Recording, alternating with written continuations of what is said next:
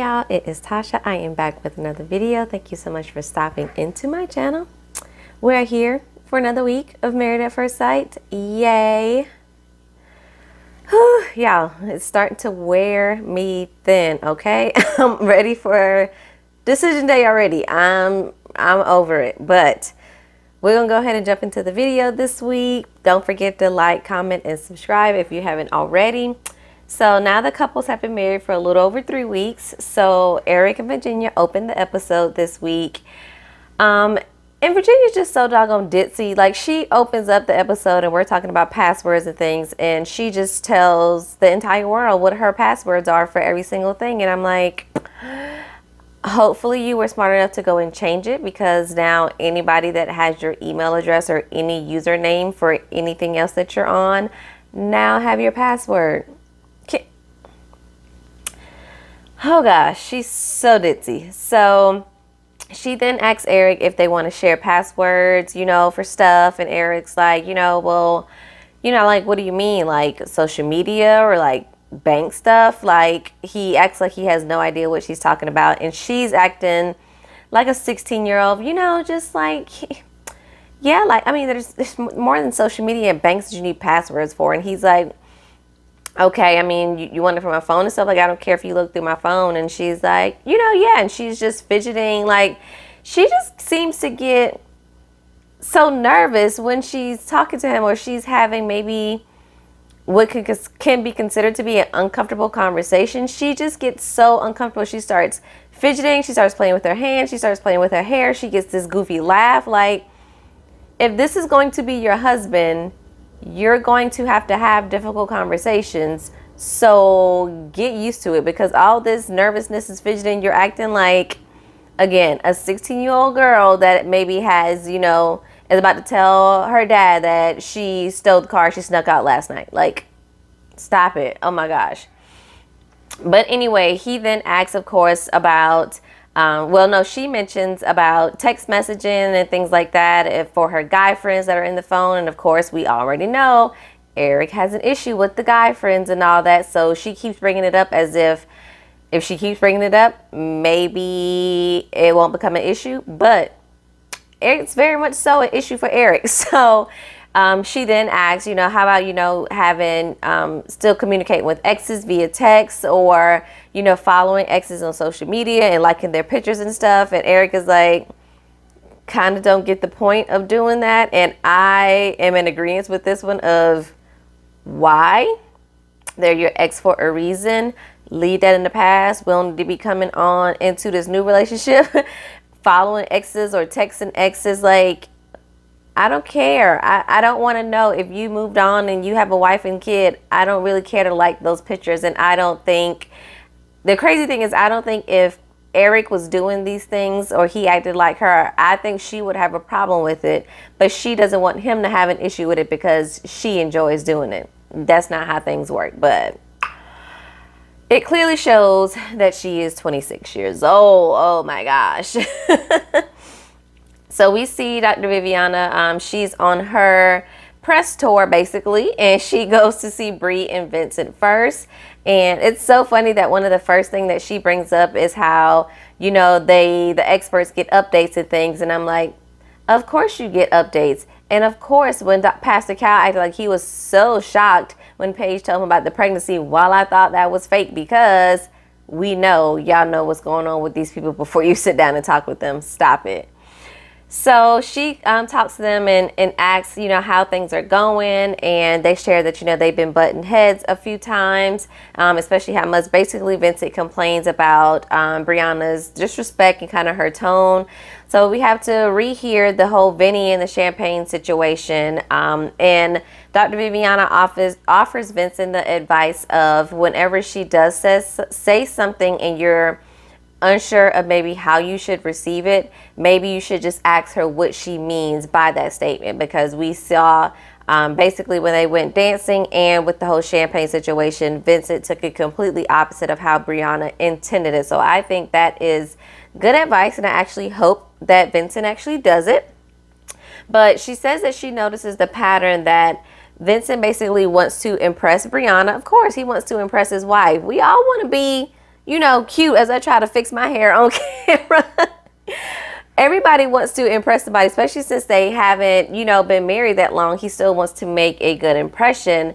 But he's shooting himself in the foot at the same time, because then the minute life happens, he has an accident, things don't go 100% his way, he doesn't look perfect, he has an attitude and he has an issue with it, and he has to stop that. But I like that Bree, kind of tells him that, I like you just the way you are, your little quirks and nuances, basically.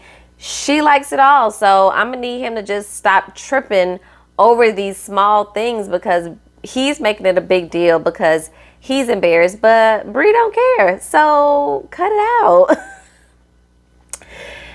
And then after them, we have to go to dumbass Paige and Chris for the first time this episode. And Paige is there, and she basically tells us that nothing has transpired since their last conversation, which I believe was just a couple of days ago for them. And I'm like, of course, did we think something was going to magically happen because Chris said they needed a reset? No, we didn't think so. I don't know why you thought so, girl.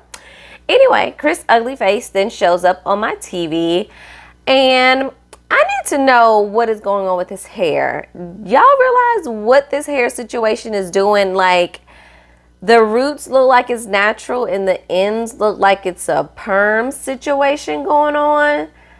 I'm confused. Am I the only one? Have y'all figured out what's going on with it? Because it's looking real weird. But yeah, let's move on.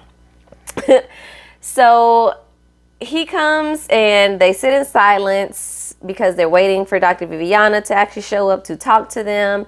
Paige is sitting there as if she's hoping for some revelation or some very intense, deep conversation to happen with Chris. And we know Chris is just being the toddler that he usually is. He's probably on his phone watching Coco Melon and, having himself a grand old time, just waiting for Dr. V to get there.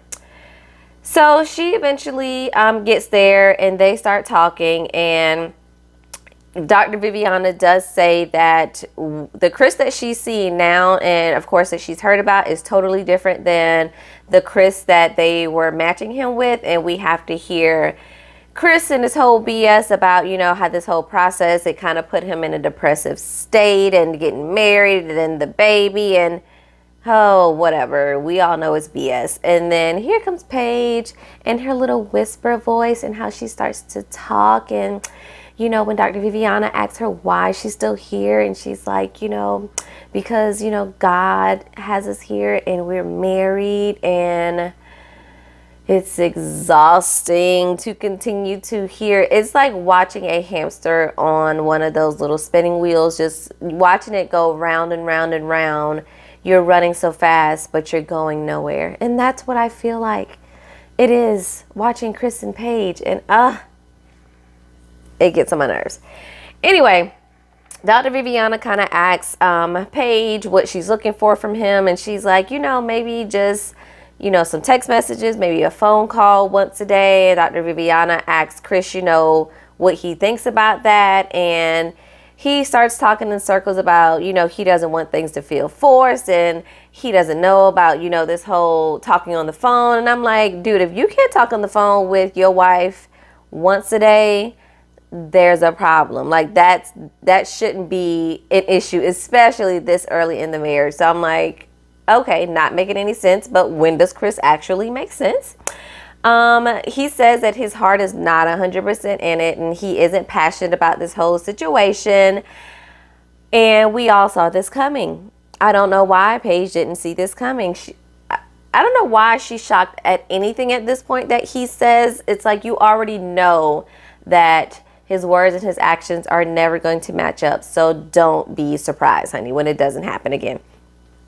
So then on the flip side, Dr. Viviana then asks him, what he wants or what he expects. And he starts talking about, for us to kind of hang out together, go do lunch, go to dinner, movies. Like, he starts saying all this stuff. I'm like, you can't call her, but you want to go on dates and stuff. Am I the only one confused? Who child, he says that things are just different in person. And I'm like, so you can basically, cry or try to look sincere as the BS leaves your lips. I guess that's why you would rather do things in person. That's the only thing I can fathom. But anyway, all of us are confused, including Dr. Viviana. So we then see Bree and Vince playing a game that Dr. Viviana left with them. It's basically like the couples have gotten a whole little, basket or jar or whatever full of intimate questions, and she wants them to kind of get to know a little bit more about each other. So Bree and Vince, not too deep. They talk about, the shower and how he's tall, she's short, and it's kind of going in her face. We hear Jacob and Haley. Their question is about intimacy, and no, their question is about sex, and Jacob's like, well, can't answer that because we ain't doing it. When we go to Ryan and Clara, they have a question about intimacy, and him saying that basically the only thing that is going to make it, I guess, easier for him to be intimate with her is to build the trust. So I'm trying to figure out, so do you not trust her as to why you don't want to have sex with her? That's the only thing I can fathom from him saying that at this point in the episode. So Clara's question is how they can make their sex life better. And Clara's like, to have sex? Homegirl is so sexually frustrated, and it's funny that all of their questions are about sex, and we know they ain't having it, so all these questions are a moot point at this point. But I started thinking, I was like, is he a virgin? Like, maybe that's why having sex is such maybe a big deal for him. I mean, I know he's real religious and Christian and comes from a real religious household, so I started thinking maybe he's a virgin and he just does not want to admit that on TV.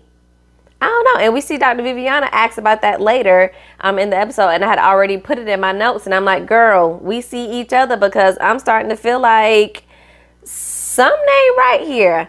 But then Clara gets the question about a difficult time that she had, and she says that leaving her ex that she was in a relationship with for 3 years was difficult for her, because she basically had to, of course, get the courage to leave the relationship, and then she had to kind of do a 180 in figuring out, how she is alone and, taking care of herself, because I'm not sure if they live together, but she mentioned, having to, support herself basically. And then she tells us that even in that relationship, she wasn't getting the draws, and they was only having sex like 3 times a year. I was like, yeah, homegirl is definitely sexually frustrated. Okay, I get it, Haley. All right, so now we are back to Tweedledee and Tweedledum, which is Chris and Paige. I am so tired of seeing Chris on my TV. So Paige is writing down the days of the week, and she's trying to figure out their friendship, relationship, situationship, whatever this is that they're trying to do in this whole reset situation. So he's, kind of telling her what days he'll be free. They're trying to think of activities that they're going to do. Again, I don't know why we're doing all this, because we know either Chris is not going to show up, or there's going to be some type of excuse as to why he can't do it. So why are we even wasting the time to do this? Okay, so then Chris does suggest that she leads Bible study, and he says, you know what? I've had a revelation. That is the problem. We don't got God up in this thing, so that is why our marriage is not thriving. And I'm like, y'all gonna get enough of bringing my God up in this mess? And I know God is up in the heavens like, don't put me in it, son.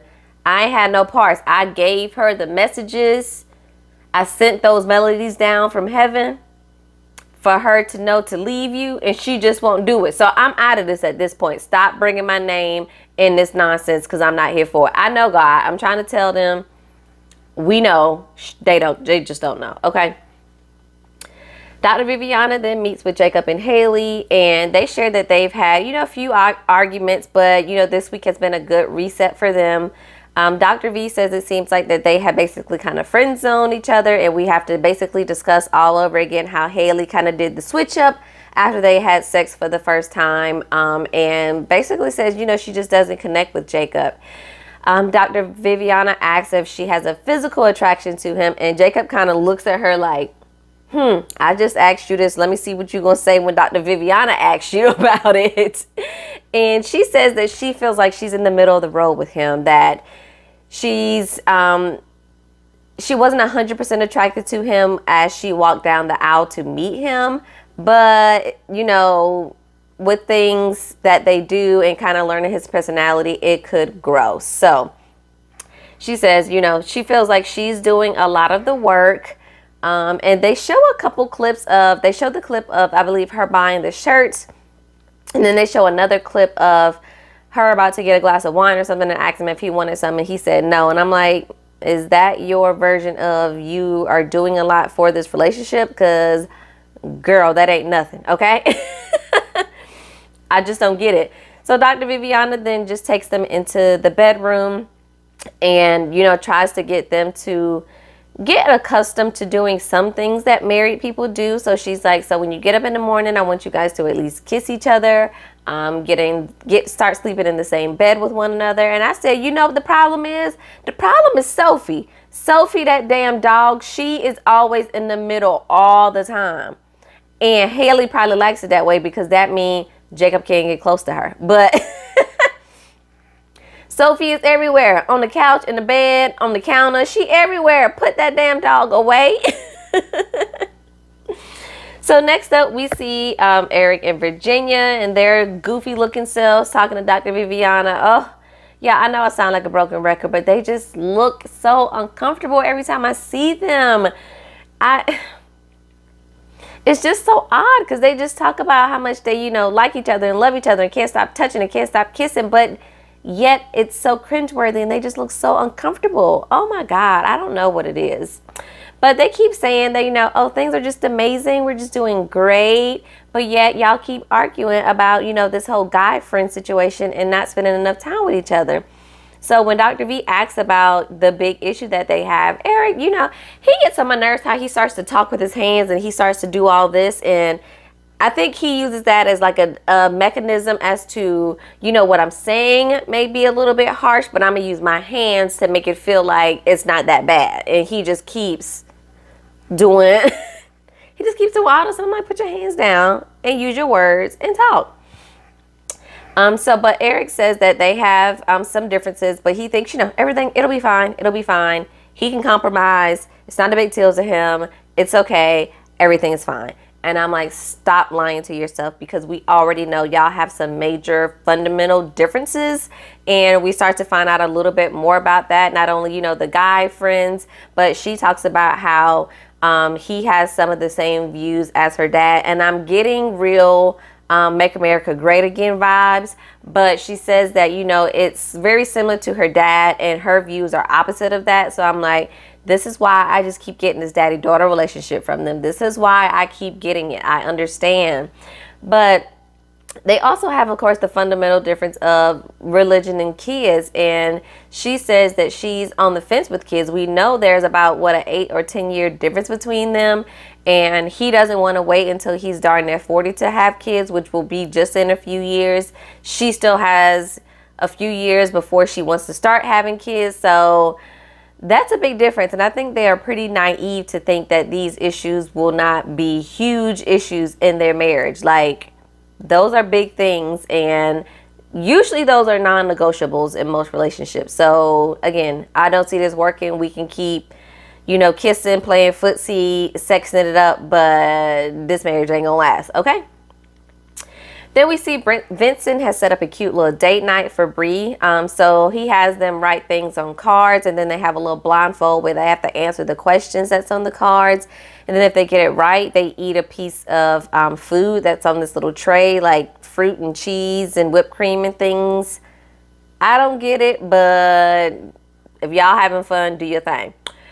Claire and Ryan, they're up next with a visit from Dr. Viviana. And Claire just wants to talk about sex because she ain't getting it and she want it, okay? She says that it's important that they build Ryan says it's important that they build a foundation first before they have sex, because, you know, he sees them being married, you know, 10, 20, 50, marriage is long term. So basically they have a long time to have sex where they really don't necessarily have to have it right now. So that is basically what his excuse is. And he just keeps saying the same thing in different ways, because then Dr. Viviana asks, well, what are we going to do about her? Because obviously she wants to have sex. He doesn't, but we can't just, you know, keep you satisfied and do what you want to do. And he says the same thing I just said, but using different words. But it was the same point. Okay? Yeah. So he's basically just beating around the bush.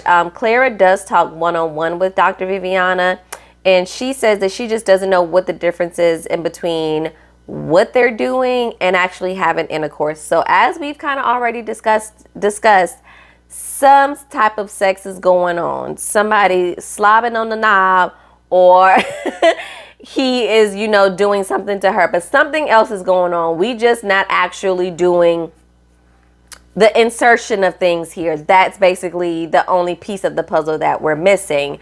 And then they basically kind of discuss, they look at sex very differently. Clara looks at it as, you know, it's just a release and it is kind of just sex. Ryan looks at it as more as a commitment. And then Dr. Viviana here, like I talked about earlier, we were on the same page of like, do you think he's a virgin? Because something ain't adding up. But Clara says she does not think he lied. She thinks he's being honest. So I said, okay, girl, so if you don't think he lying, then maybe he just ain't into you. I don't know at this point, because, you know, most men, as long as the woman is down, they down.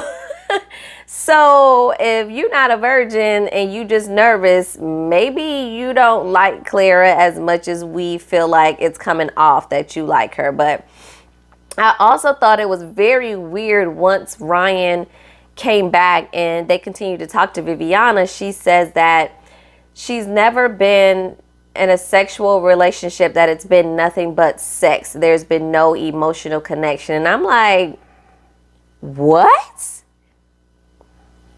How, Sway? How have you been in long-term relationships before and sex has never been tied to an emotional connection and it's only been sex? That was a red flag for me, because I did not get that at all. And I'm wondering if she's had some type of trauma. I hope she hasn't, but I'm wondering if she's had some type of trauma tied to sex, which is why there's a disconnect for her between sex and emotion. But it's something else going on there, and they need to get that settled. So we then see Dr. Viviana circles back around and comes to see Haley again, just to see if things have gotten better. And the way their conversation is flowing, it seems like Dr. Viviana was there the day before, although she has on the same dress, I guess just for continuity of the scenes. But this seems to be the next day. So she then brings up a response to a question that Haley answered on the questionnaire of her actually going through the process. And it essentially shows that she's very picky and she does pick people apart. And essentially she does it and then she kind of hates herself for doing it, and then says that she's not going to do it the next time with the next guy. And then she ends up doing it again, and she's just in this vicious cycle over and over again. She shares that she basically just wants somebody to compliment her lifestyle. And I'm like, girl, that ain't how marriage work either. We can't just, you know, drop a man into your life and he just loves everything you love. He wants to do everything that you do. He lets you lead the way and things are just going to be, you know, sunshine and rainbows over here. That's not how this works. But we going to keep with the same song and dance, but we know they not going to make it either. Okay. Virginia and Eric, they complete an activity where they set like this 5-minute timer and they have to talk about some deeper questions. And Eric brings up cheating and that he's basically experienced it with every other relationship. And I'm wondering if that's why that kind of led to the divorce as well. Did she cheat maybe? And that's why they got divorced. But that's kind of what he's blaming as kind of his major hiccup with all these guy friends of, no, I trust you. It's other people I don't trust. So you telling her you don't trust her friends. I don't believe you trust her or them friends. My personal opinion. I don't believe it. Virginia then shares that she is scared to have kids. She talks about, how she grew up, that her parents basically argued a lot. Even after they were no longer together, they argued a lot about money and visitation and things like that. So deep down inside, she's a little bit afraid to have kids, but because she does not want to have that same experience for her kids. And, Eric's like, oh, I didn't know that, but, you don't have to worry about that. And I'm like, Virginia, that sounds good. And that's a great excuse. It's legit. But let's be real. You don't want to have kids because you don't want to stop drinking and you don't want to stop partying 4 days a week. That's why you don't want to have kids. So Chris actually shows up to Paige's apartment, because that's whose apartment it is. It's Paige's.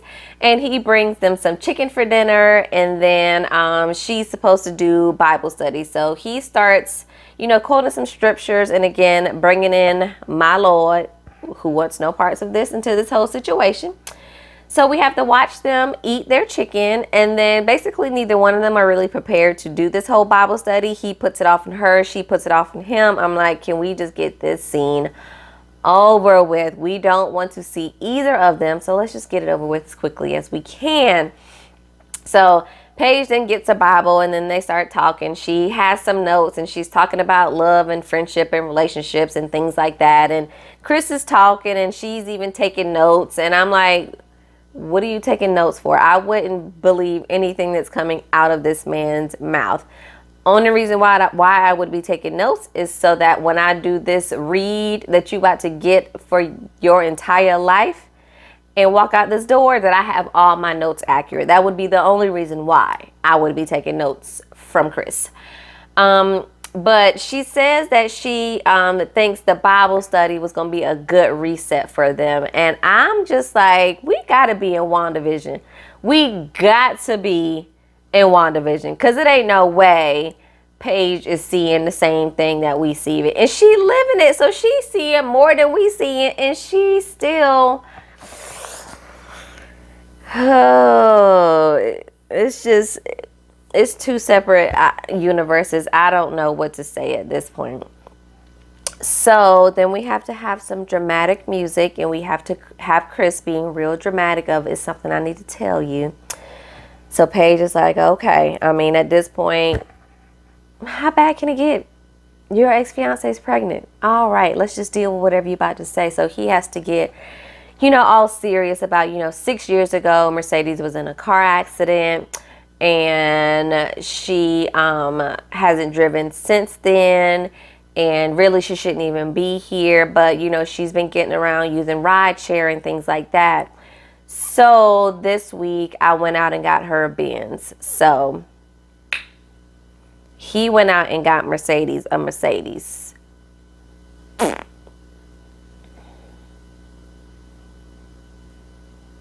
And he figured he should tell Paige because that's his wife. Okay, so you need to get your ex-fiance a brand new Mercedes because she's pregnant with your king or your queen. Y'all, make it make sense. But he says he feels like he has to tell her because, this is his wife. And I'm like, here he goes. He throws out these titles of husband and wife when it's convenient for him, and when he wants to play on Paige's emotions is when he does this BS. And it makes me so upset because he kind of knows those are basically almost like trigger words for her, of when she hears that, she's like, oh, yes, it makes my heart flutter. We've made, vows before God. Yes, I am your wife. Yes, you should tell me. Yes, we need to talk. And I'm like, no. He's using it to play on your emotions. And the only reason he told you that is because he wants to get a reaction out of you about it. That is it. He wants you to have some type of negative reaction on this camera so that he looks like the good guy and you look crazy. And then that's why he wants to divorce you, because you crazy. Oh gosh, I want her to get some more self-esteem and be able to truly walk away from this man and him not be on my TV no more. To close out the episode today, we see Haley and Jacob. They sleep in the same bed for the first time since they've been in the apartment. And we know Haley ain't having no hanky-panky, so we ain't got to worry about that. Eric and Virginia, then we see them. They have dessert in bed, and literally this thing that Virginia put together, child, this looks like something that my kids threw together with some fruit and trail mix and chocolate that she said is supposed to be sexy and romantic with her lingerie on. With her lingerie on, and I'm like, this just looks okay. If y'all like it, I love it. I don't know, they just get on my nerves, and I'm tired of seeing them as well. But y'all, that's how the episode basically ends. We see next week the couples basically celebrate their 1 month anniversary, and it looks like pretty much all of them are, you know, just falling apart at the seams. They are going to hell in a handbasket or something. I don't know, but it looks like everybody is going downhill, and it's going downhill real fast. Can't wait to see how things pop off next week, y'all. Leave your comments below. Let me know how you guys felt about the episode. How did y'all feel the visits went with Dr. Viviana this week? And again, have your thoughts changed about any of the couples and if they're going to make it? Let's chat below in the comments, and I'll catch y'all in the video next week. Peace.